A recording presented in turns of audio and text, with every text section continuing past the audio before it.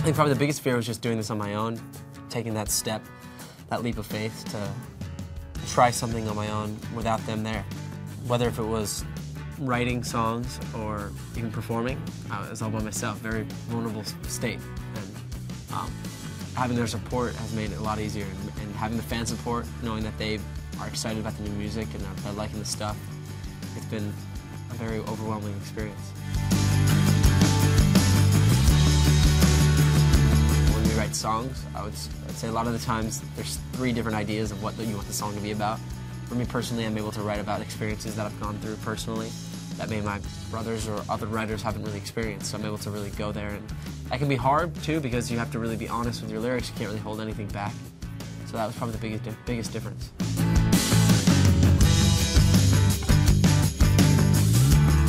Yeah, sometimes it's interesting, you know, I don't like to say names about who I write songs about, just that way the audience can relate. Though, that said, it's interesting to hear what people may think of, you know, sometimes they're totally off. They go, oh, is this about this person? And they try to juggle with which songs are about who.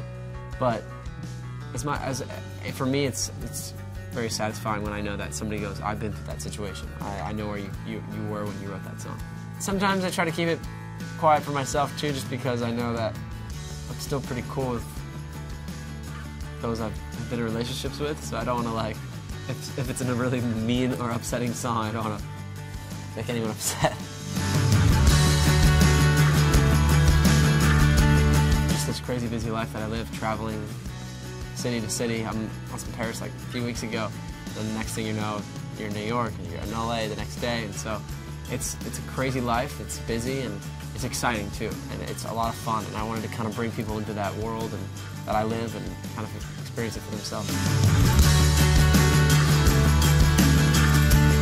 The experiences that I've had are so amazing, so I don't know if I could really want to give back any of those amazing experiences. At the same time, that said, you know, there's things that I miss. I mean, sports events, being in school, those small things, but at the same time, I really love what I've been able to do through my career.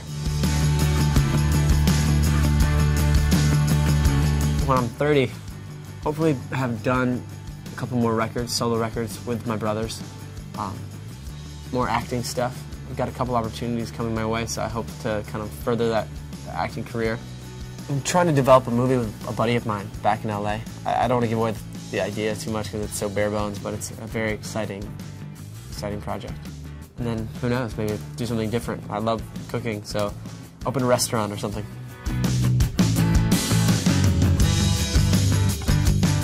Wow. 3 songs on the soundtrack to my life. Well, I guess there's just songs that affected me the most throughout my life. I'd say Blackbird by the Beatles. Somewhere Only We Know by Keane. Wow. 3rd one, I would probably go with probably just the whole album of Joshua Tree by U2, if I can do that.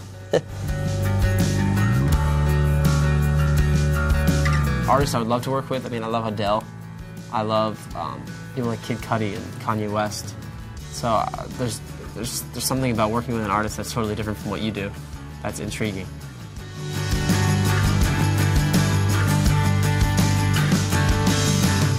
My supergroup, Chris Martin from Coldplay, the lead singer of Muse. He plays the bass, so he can play the bass in the band. I'd say, Paul McCartney. And Tommy Lee, play the drums.